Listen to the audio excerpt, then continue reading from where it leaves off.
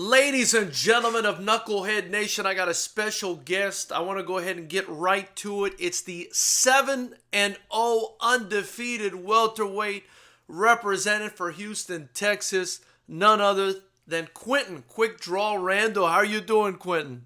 I'm doing fine. How you doing yourself, man? I'm doing good, man. I'm so glad to have you on the show here with Knucklehead Nation. You're a guy that's really surging right now. And I think the icing on the cake for you as of recently is the fact that you're on this TRILLER undercard of the Ben Askren and Jake Paul fight. How does that make you feel?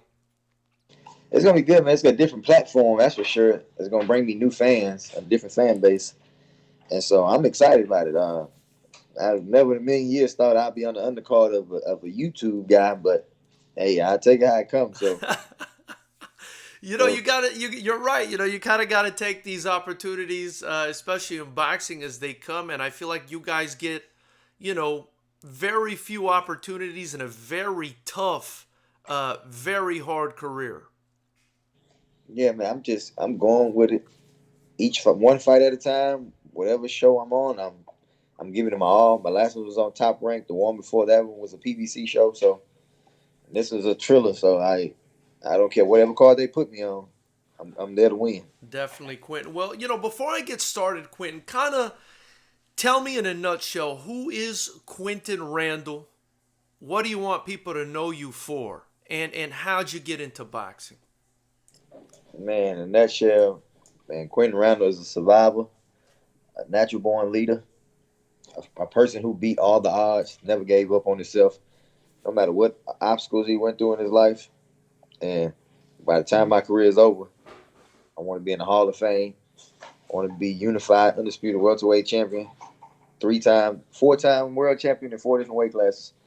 So I got my work cut out for me because I had a late start in it, but my late start was all because of me. Because as a adolescent, as a child, I stayed in a lot of trouble, and so even though I've always wanted to box as I was a kid, I never really gave any effort because I was always doing stuff I ain't had no business doing as a kid. So it set me back. I kept getting setbacks after setbacks, and so even as an adult, when I started boxing, I kept getting setbacks, but it never stopped me. I had a different mindset at the time as a kid into a man, and so I just kept going and kept going. So I want people to know me for my besides all the adversity I went through to get to this point. I mean, I'm living the American dream from everything that I've been through. The everything that I've been through is the and so Yeah. Quentin, it looks like we're having a bit of a technical issue. Okay, there, we got you back. We got you back. Quentin, you mentioned the adversity you've been through. yeah. I'm sorry. That was my mom calling me. Now Oh, my okay. dear cat just called Okay, me. okay. All right, all right. Do you want to get I'm that fine now. call, or do you want? Are you okay? No, it ain't boy. My mom is here now. I guess she was trying to Okay, tell me okay. she was in the driveway. Okay, so Quentin, you mentioned the adversity you went through. Why do you feel it's important that people know about that? I feel it's important because it's a lot of fighters who go through adversity, and some of them quit. And I've been through more adversity than most. My story and the trials and tribulations I've been through are a little tougher than most fighters. And so I feel like, and not even just in boxing, just in life, period. And they realized and understood some of the adversities and struggle that I went through, and I was able to keep going. And I went through the worst as a parent, as a man. And so if they see my story and realize, man, if he did it after everything he's been through, he never gave up on himself, then I can do it too. I'm just as strong as him. So because we all strong mentally, we just got to tap into that strength and be able to keep going forward. I want to ask you a little bit more about that, but before I do that, you mentioned to me when I asked you who is Quinton Randall, you said, I want to be a 4 weight class champion. I mean, it's not everybody that can basically visualize what they want in their life so specifically. I mean, why are you saying 4 weight class champion? I find that interesting. Because I've been saying it for the longest. I just feel like I gotta make a. I've been saying it for the longest. I just feel like I gotta make a statement in this career that I have because, like I said, I got a late start in it, Yeah. and so after I dominate the welterweight division, I'm going up to 154. After I win the title and defend it, I'm going up to 160. And I'm gonna end my career at 168 for a world title, and then that's it for me. That's really incredible that you've got it all mapped out like that, Quentin. And I feel like that's something, a lot of the better fighters and the great fighters do. They kind of visualize and try to manifest what's in their mind. Quentin, I wanted to ask you a little bit about the adversity. You said you got started in boxing late. What is some of the adversity that you went through? And it sounds like it's what caused you to start late. Yeah, it caused me to start late. I mean, I joined the gang when I was 12, 13 years old, around the time that I joined the boxing gym as well. So I had to make a decision which one you wanted to do. And me being, I grew up in a urban area and very hood area, so I chose the gang over boxing at that age. And that was probably, it was at the time, it was a stupid decision. And it still is a stupid decision, but it taught me a lot. It helped mold me into the man I am today. And so being in the gang kept me going in and out of jail from the time I was 12 years old up until I got out of prison when I was 20. So Wow. uh, yeah, I learned a lot in them years because if I'd have gave my all into boxing when I was young, I'm pretty sure I still be a successful world champion. But the trials and tribulations that I went through from the age of 12 to 18, I mean, at 12 to 20, made me who I am now to box now. It gave me the heart, the will that I have now, the never back down, never give up, never listen to the doubters. I have that now because of everything that I've been through more than one. It molded me. All my pain and suffering molded me. Yeah. Yeah. So when did you start boxing? I mean, it sounds like you chose the gang. It sent you to jail. Was it when you were in or prison? Was it when you were incarcerated that you began boxing? I didn't. Okay, with that story, it's a little different because I was in I was in a maximum security prison, so it wasn't too much I could do in that 6x9 cell. It was 23 hours lockup, and you get out one time a day. Wow. But Wow. they never let us. They never let us out there one time a day. So I was pretty much in a 6x9 cell for 18 months straight. So before they let me out of maximum security unit, but in that time, it was just me reading books, and I got a subscription of the Ring magazine. So in the subscription of the Ring magazine, but Bernard Hopkins used to give you tips in the back of the magazine. Wow, man. So Wow. so I would roll my mattress up the best way I could and tie my sheet to keep it tied, keep it rolled up, and I would like kind of rig it on my bunk the best way I could. And we had shower slippers in there, and so I would use them for like gloves. Oh Or I would man, wrap a that is sock, wild, man. or I would wrap a sock around my hand and use those as gloves. And I just read the tips that Bernard Hopkins gave you, and just hit my mattress, and use it as a punching bag. Now I'm pretty sure I was doing it wrong. I'm pretty sure I didn't have not necessarily doing it wrong. I'm pretty sure I didn't have the full technique down because you can read some, but in boxing you need a coach to show you how it's done and they show you the technique and the proper way to throw the jab, when to throw the jab, how to throw it, because there's more than one type of jab you're going to throw. But that's pretty much. And so yeah, that's all I did. That's how I mean. But even when I was a kid, I always knew I wanted to box. But going to prison, it just kind of I needed something to do when I got out. I was like, man, I got to do something to change my life. I got to make sure I don't ever come back to this place. And so I was like, man, I'm a box. Now, granted, I didn't know you had to go through the amateur system. I didn't know there was a lot of stuff you had to do. I didn't know that I would be an amateur almost 6, 7 years before I made my pro debut. That was never part of my I plan. see. I see. I was to get out of prison, try boxing. And so, but I've always been I've always been brutally honest with myself. Like after training, watching other people spar and fight, going to tournaments, I'm like, I'm not good like that yet. I got to stay amateur longer. I got to stay amateur longer. I got to build my experience. I got to keep going. So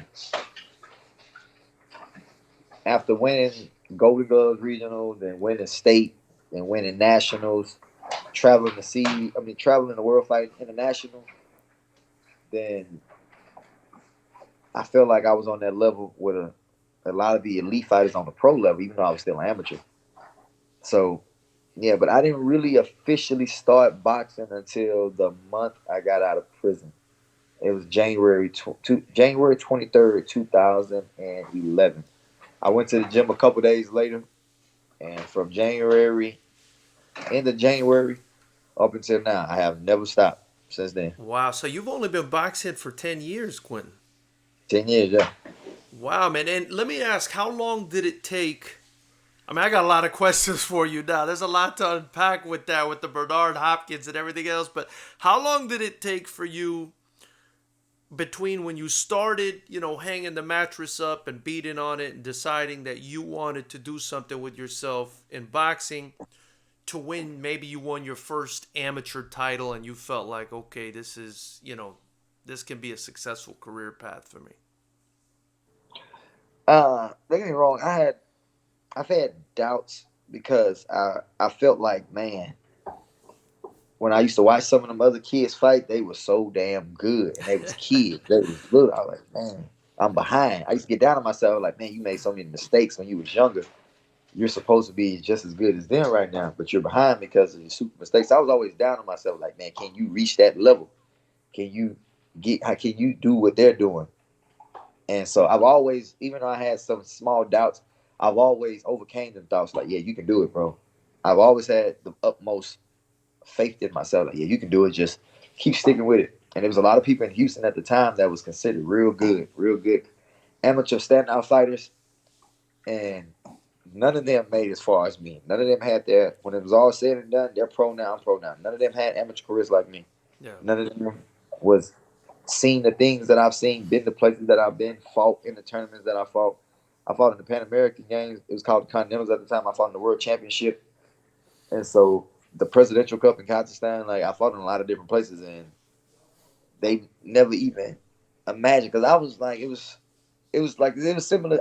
I considered it similar to the situation with Bernard Hopkins signed with Don King, because Don King had Roy Jones, James Toney, Bernard Hopkins. Bernard Hopkins was considered the third son, Yeah. meaning he wasn't as good. They didn't think he was going to outlast Roy Jones and James Toney. He had a better, lucrative, legendary career than all of them than both of them, because he outlasted them. He broke records. He shattered the mold as far as how long you can do this if you take care of your body. Winning world, being the oldest champion to ever win a title and defending it. So that was always some motivation for me. So when I used to see kids at tournaments just be so good, or other fighters that were just so good, that made me train harder. Like, I used to be in the gym by myself for hours, and I still am to this day. Like, I never miss training, and I'm always working. I'm even when nobody's around, when I'm suffering doing Yeah. training, I keep going. I don't know what my opponent is doing, but I know what I'm doing. Like, and I refuse to let somebody embarrass me on national TV. Do you care? Do you care what your opponent is doing? Because I'll be honest with you, Quinton. I don't know if Coach D told you. I'm a kickboxing promoter. I see a lot of young fighters come up.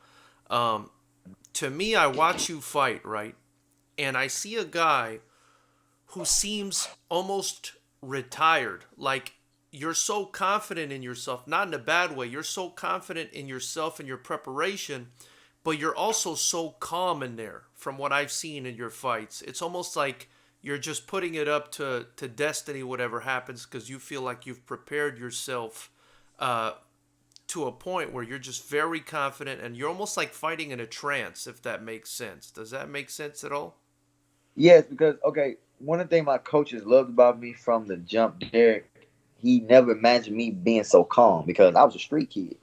When I came to the gym, I told him the first day in the gym, I told him be number one fighter in the world. Just watch, mark my words. He was like, "Yeah, all right, go jump rope." So, but then I came in there with like a little cocky attitude. I'm fresh out of prison, like I still had a street mentality, and I had a incarcerated mentality. And but yeah, when I'm in the ring, man, I'm extremely calm under pressure, under duress. But I'm calm, but because I'm so zoned out, I never let my emotions get the best of me. I never. fight off anger or emotions. I'm always honed in on what's going on. So I feel like if you lose focus of what's going on in front of you, then that's when you're gonna slip and fall. That's when you lose. That's when you get clipped. And so I don't ever want that to happen to me. But I'm always like I've always been calm. I've always been a calm fighter. It's been I've never been taken out of my element in an amateur fight as far as being calm. Yeah, Now yeah. I've been in sparring and people talk trash to me. And I think I consider that fun because it allows me to talk trash back to them then because I would never do it in a fight. Like I try to keep it as professional as possible. And so, but yeah, I don't really too much care what my opponents do to train. I know I do everything. There's nothing that I don't do. There's nothing that he's doing that I'm not doing. I swim, I run. It is nothing. Sparring, I get great sparring with top elite fighters. So, and I believe in myself. I got all the self confidence in the world. Like I didn't come this far just to come this far. You see what I'm saying? So I Right, got a long. right. I feel like still got a long way to go, and I'm not nowhere. Well, I'm not where I want to be, but I'm on my way.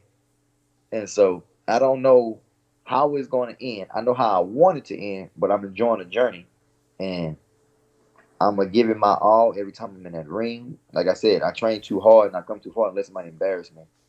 Yeah, yeah, yeah. I feel like you confirmed what I'm seeing because one of the obvious standout things about you again when I'm watching you fight is you're so calm. You're so calm, and it kind of reminds me. I don't know if you've ever watched any of these MMA guys or even boxers from like the Soviet bloc countries. Some of the Russian fighters. They look like they're bored to death when they're in there, but it's just that they're so focused, and that's kind of the same demeanor that I noticed of you. And for me, it's intimidating to see somebody that calm and cold while they're coming at you full speed like a maniac. For instance, like this guy John Carlos Rivera that you fought in your last fight. I mean, he was coming at you sixth gear, all guns blazing throughout the fight, and you were able to just keep it cool. Any comment on that? I mean, I thought that was fascinating, man. Yeah, I get comments on that. I get complimented on that a lot. Like from friends, they be like, "Bro, you just be so calm." And I'm like, "Yeah, I mean, what I'm supposed to be. Like, I don't understand. Like, I don't too much make facial expressions. I don't frown. I don't do too much smiling. I just keep a real cool poker Yeah, face. yeah. And so I think I mastered that face. So, because I took some devastating body shots, and you would never know because I keep that face. For sure, for sure. Just to cite a couple names, guys that sort of demeanor reminds me of is like Fedor Emelianenko, Gegard Mousasi. These are famous guys in MMA. Guys that come in and they're just cold, calculated killers, but they're assassins in there like yourself. And I definitely think that demeanor has helped you in your career and will continue to help you. You mentioned Bernard Hopkins. He seems to be a huge influence in your career. Not only did he, give you the tips you needed in the back of that Ring magazine, but he's a guy who also came out of the system, maybe started a bit later than he should have, and was able, like you said, to persevere longer than most guys. Have you had the chance to sit down and pick his brain or ever talk to him at all? I've never met him. I'm waiting to meet him. I don't know when I'm gonna meet him, but I've been waiting for a while, and so I'm looking forward to that day when I finally do meet him. But now, I mean, Bernard Hopkins did play a big role in how I was looking at the amateur system because he did some time in prison as well, and he got out and he started boxing, and look how his life and career turned out. And it's the only difference between me and Bernard. Like Bernard had an amateur system. He was actually competing while he was in there because they had an amateur system in the state that he was in where you can box. In my state, I didn't. In Texas, they don't allow that at all. I So, see, I see. but he had like a pretty decent system for his jump start before he turned pro. I didn't get that. I wish I would have, and I'd probably be further along now. But hey, I mean, I don't have no complaints about how my life, I mean, how my career has transpired thus far. Hopkins is a beast. He was known for his discipline. He was known, to hardly ever cheat when he was eating or do anything else that was, I guess, against what a boxer should do. Is that kind of how you live your life too? Very disciplined, good eating habits, no drinking, nothing like that. Man, I've never been a drinker or smoker my whole life. Wow, wow. Like that's never been my thing. It's never been my. I got a natural high. I'm very. I got a personality that's just different than others. Like I'm full of energy. I'm full of life. I'm a comedian at heart. So I'm always looking to make people laugh or making jokes or just talking, trash talker. But no, I never been a smoker. I never been a drinker. I'm pretty disciplined on my food regimen. Um, I don't put nothing toxic in my body like soda, like anything that's bad for me. I don't do much on. I every now and then I may partake in gummy worms because I just love gummy worms or a payday. I But got you. I got. Oh man, payday is good, man. yeah, people call Payday's me old good. fashioned because I love payday. I like, man, I may Oh be old man, fashioned, payday's good, man. but I love my paydays. So, but other than that, yeah, but I keep it. I try to stay as disciplined as possible. There's no training that I won't miss training. Like I get up at 4 o'clock, 4:30 a.m. every morning. Wow, man. I go Wow. train. I train 3 times a day throughout the day, whether it's boxing, sparring, swimming, running, strength and conditioning. It gets done. Like I I I, I get done and I feel accomplished at the end of the day. Like I can't sit in the house and just I don't play video games. Like I mean I like video games, but I can't find the time to sit in front of a TV and play a video game when I feel like I can be training and getting better because I always feel like that opponent that you may not it may not be your next opponent. It can be two or three opponents down the line and he's training his ass off and you may meet him in 2 or 3 fights. Yeah, yeah. This time that you playing this video game or you doing stuff you ain't got no business doing, then he's getting a drop on you. Only time I'm sitting down is if I'm just letting my body recovery from one training session to the other. Other than that, it's boxing 24/7, 7 days a week. I come home, I tend to my dogs, and I'm back at the gym. Quentin, where does a kid who started off as a gang member and went to prison, where does a kid, get that discipline? I mean, at what point did it click in your head and did you just become, hell bent on becoming the best fighter you can be? I mean, where did that come from? Oh man, that's a good question. Like I said, some of the discipline came from being in prison. Like I said, I was in a 6x9 cell for 18 months. Like that's brutal. Wow, yeah, man. Yeah. So I was like, Lord have mercy. They really got me in the cell for 18 months. Take that from him, please. That pad. It really got me in the cell. Take that pad from him for 18 months. And so when you're in that, you got a lot of time to think. You got nothing but time to think. And so I was just thinking about my life, all the mistakes and I had made thus lead up to that point. I was like, man, I got to make sure I never come back to this place again. What is something that you know you're good at? And I didn't know if I was good at. I was real good at fighting. Yeah. And I knew I was a hell of a street fighter, but I didn't know if I was good at boxing. I didn't know. I knew I wanted to do it. I believed I could do it, but I still had doubt. Like, can you do it? I never knew. Well, I prayed on this. I was like, man, God, when I get out of here, this is what I want to do. Just lead me. And so, with that being said, I never knew all the pain and suffering that this sport was going to bring. Like all the training, all the discipline you got to have, things you have to go without. Sometimes the sacrifices you have to make. I didn't know that was part of it. If I would have knew that back then, I probably would have just, you know what, I'm gonna probably do something else. Yeah. But I didn't know, so I didn't know. But then after training, hitting the mitts, like I fell in love. I was already in love with the sport, but actually being in the gym, doing something positive, and I knew exactly what I wanted to do. Couldn't nothing steer me wrong. Could nothing break my will. And I've had things that would shatter normal men happen to them. Yeah. Yeah. Uh, Normal strong men at that. Yeah. And so, but I didn't let it. I kind of when every time something bad happens to me, I go to boxing. Like I go to the gym. Like I bury myself in my training because it's like medicine to me. It's my therapy. I see. It's my I rehab. see. So I see. Houston's got a very strong boxing scene, Quentin. what kind of got you, started? I mean, was it Coach Derek? Was he your first coach? I mean, how'd you get started in boxing down there? Yeah, he's been my like he's my first boxing coach ever. When I got out of prison, he was training my son's mom had a brother and sister. She had a brother and sister. So and they were boxing at the time. And this was their two fighters, Julianne and Jason.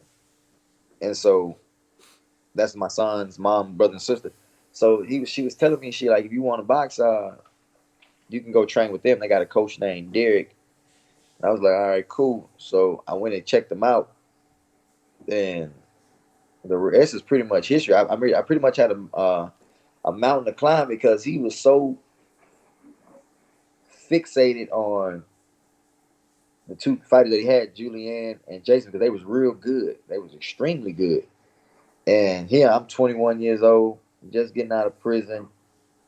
You don't really just too much care to spend that much time and effort on somebody that you don't necessarily believe in at the time, because you these two outstanding kids in front of you that Yeah. has all the potential in the world, and they're doing it every day. And so I had to pretty much fight for the attention, like constantly training, never miss training, constantly working, always just doing something just so he can see that and I was serious about it. And so, and then he seen from the first time I sparred, I got beat up real bad, but even though I got beat up bad, I was extremely calm. I didn't let me getting beat up deter me or anything. I'm like, all right, cool. I'm gonna get it back. That's all I always tell me. I'm gonna get it back. Yeah, Next yeah. time I spar, I'm gonna get it back. So, yeah, man. Since 2011, yeah, man. The rest has been history. What was your biggest achievement so far in boxing? What would you say is your biggest achievement? When I won my national title, I've won bigger titles internationally, but winning my USA national title, I had 5 fights in 5 days. So to get and that ranked me number one in the nation. And so Wow. that was the beginning of everything. That was the beginning of where I am now, because that allowed me to go on the USA team, fight overseas, fight all these different countries, and it was dope, man. I'm not gonna lie, but that was my biggest achievement. Now I fought in the Pan American Games and I was a silver medalist. That was that was pretty big for me too. And so Quentin, that's incredible, man. How old were you when you achieved all this stuff? I won nationals December 10th, 2016. I was 26 years old. Wow, man. 6 years after you started boxing, you Yeah, became the number one in the nation. yeah. I mean, wow, wow.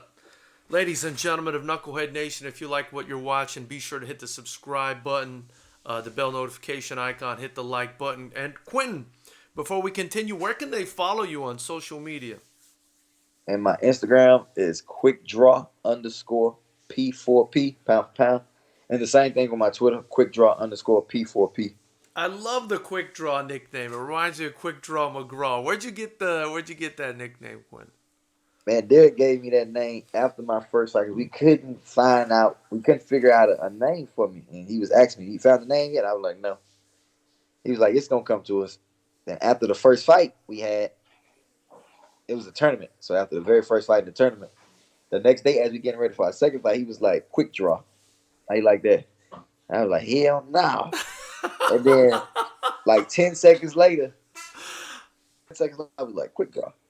Yeah, I like that. I ain't never heard that one before. So we're gonna stick with that one. It's been quick draw ever since. Yeah, man, because you pull your weapon out, before the next guy. I figure that's a pretty cool nickname, to be honest with you. Yeah, so I was like, it's been, and that's what I stick with. Well, Quentin, you are surging. You're on this Triller card coming up, man. You're fighting a guy by the name of William Jackson, I believe. 13-2. You're 7-0. I mean, this is a guy with double the record that you have. No doubt, you're very confident to be even, taking a fight like that. What do you know about this guy? Absolutely nothing. I don't know nothing about him. Never heard of him. I'm not the type of fighter that lie and say they don't go watch their opponent. I'd be a damn lie if I said that. I go look at my opponent. I may watch him fight one time, maybe twice. Just watch maybe two different fights of him and see if he comes to different approach, different styles for different fights or different approaches for different fights. After I see that, then I've seen enough. I'm not gonna study him every night. I just need to watch him once or twice, and then I'm gonna go prepare myself. Like I said, I have all the faith in the world in myself. Like I'm pretty sure he's a danger. Every man that steps in that ring is dangerous because they have a puncher's chance. And at the end of the day, we're putting our lives on the line. So I never underestimate any man that steps in that ring. Every man that steps in that ring is my greatest foe thus far. And to that point, I don't care if he's 6 wins and 10 losses. He's the greatest man I've ever fought that night. Yeah, And I'm gonna treat yeah. this Dutch. And so that's going down April 17th on the Triller undercard with Jake Paul, Ben Askren. A lot of the times, Quinton, I'm not really a big fan of these, I guess you could say, celebrity or entertainment fights, but I do think that when they put upcoming guys on the undercard to give them the shine, that it's always a great thing. And it looks like, they've got you on there, which is, to me, it means they're doing it right. They've also got Regis Prograis on there. I mean, that's pretty exciting to have Prograis on there. He's also a guy that trains out of Houston. Am I right? Yeah, Regis is a good man. Regis is real cool. I've been Regis sparring partner several times. And I was asking to be his sparring partner for this fight. But I forgot Ivan is a southpaw, so I could be his sparring partner. So I was like, damn. But but now Regis is a dog, man. Like Regis is gonna get them 140 titles back. But Regis is a dog. Regis is a good guy. I like him.